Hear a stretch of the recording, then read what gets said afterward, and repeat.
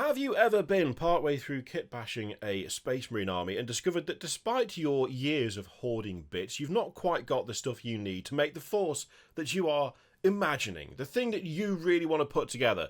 Because I've had that happen quite a few times, more times than I'd like to count. It's actually fairly responsible for a number of aborted Space Marine projects, but luckily there is a solution to this.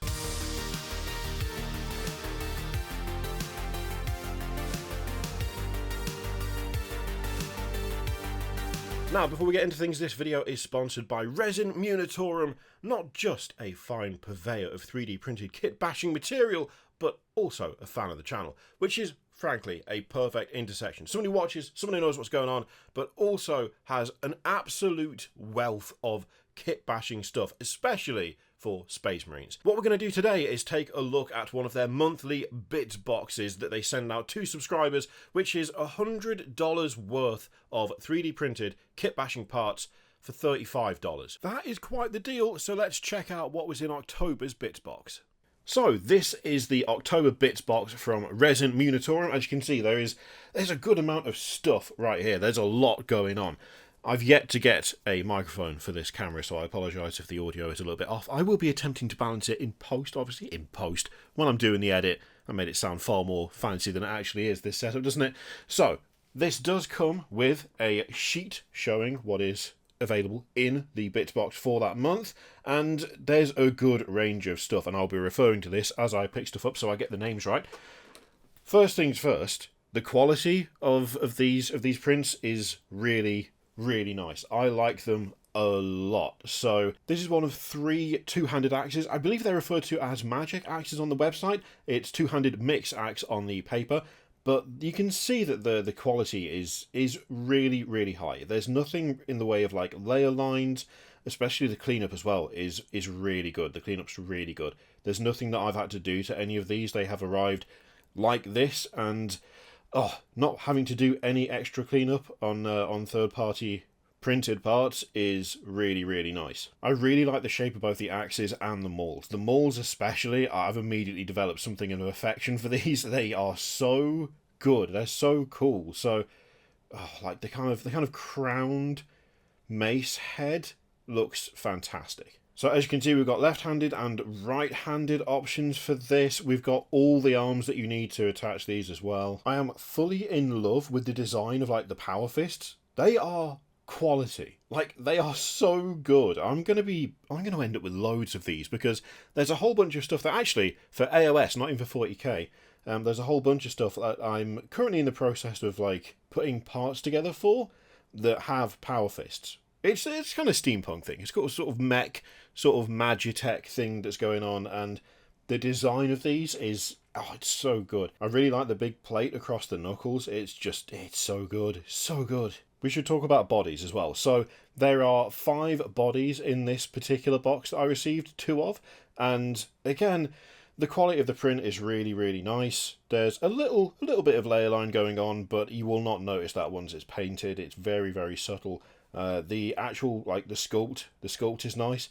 There's little differences from what you might see on, say, the Games Workshop intercessors in terms of the legs. Like, little bits of the armor have been changed kind of almost everywhere, so it will fit in absolutely fine with like a mixed squad or just as a single squad of its own.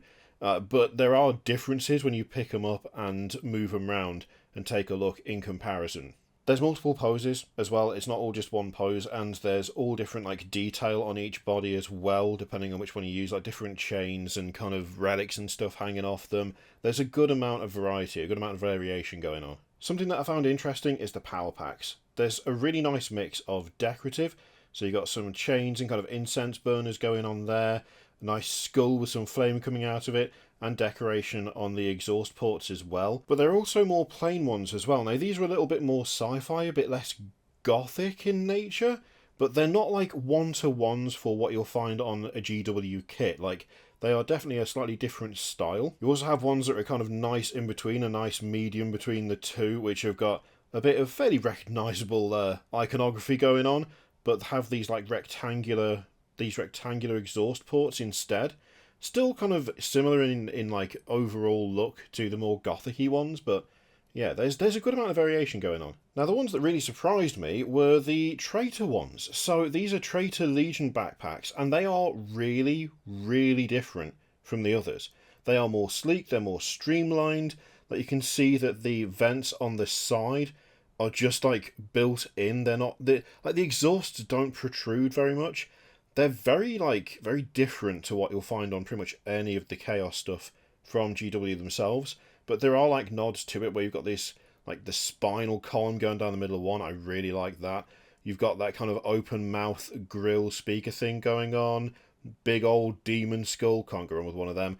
Like there's a lot of difference going on with these. They're a lot more sleek and a lot more streamlined, and I like that there's that option there. I know you're getting multiple like backgrounds here for each of these, but I'm just trying to pick what shows off the detail of the part the best. With them being dark resin, well, not like really dark, but a fairly like dull matte grey. It's kind of difficult to get the lighting right for these. So anyway, we've got a cool little flamer. Again, there's like some definite recognisable parts that you'll see on if you buy, say, a box of what are they called? The Purg. I can't remember the name of them now. The Pyre Blasters or whatever they are. You'll notice some similarities going on there, as you would. These are listed as exotic pistols, so they're the pistol versions of stuff. It's not like a full-size bolter or flamer or plasma gun. But they look fairly sleek, but are still recognisably of the same style, you know? Now, we're moving on to static shots for the helmets and the shoulder pads because, well, I'll be honest, I tried to hold them up with like the tweezers and turn them around and make it all fancy, but I kept dropping them. And that's entirely my fault, right? That's my issue. I'm clumsy. Oh, also, take into account that these are super, like, close up. You're not going to be seeing the helmets that big, like, on models. You're going to be seeing them from a lot further away. And when you hold them up to your eye, there aren't really noticeable layer lines. However, when you take in really close-up photos, you will see stuff that you would not notice otherwise. So just keep that in mind. The detail, again, nice and crisp, nice and clean. These are the mechanical armoured heads, and there's also Space Knight heads. The mechanical armoured heads, admittedly, some of these, like the designs, aren't necessarily to my preference. But again, I can't really deny the quality of the print and the cleanup. They are really nice and crisp, and there are loads more to choose from actually on the website. So if there's anything here that you're thinking, but do they do something that's closer to, I don't know, say Dark Angels or something, that I can guarantee that yes, they probably do. My only criticism for this specific box, the October Bits box that I got sent, is I would have liked to have seen more shoulder pads. The shoulder pads themselves, once again, are decent. They look good. There's a nice mix. They're not particularly overly complicated, which is, to be honest, to my preference when it comes to especially smaller shoulder pads. So yeah, I like the design of them, and again, the actual prints are really good. But I would have liked to have just had more. Just more, I guess. Now, I have to admit, the moment I saw the melee weapons in this box, I knew that there was only one thing that I could possibly do with the contents here, and that was build a squad of lunatics with the heaviest weapons known to man. And I absolutely love how these guys came out. It's the most absurd squad. Like, it is the most absurd squad. I am fully prepared to admit it's a silly squad. I don't even know what I would run them as in any game. I don't know of any particular loadout that has, you know, two-handed melee weapons and power fists at the same time. But you know what? I don't care. I honestly don't.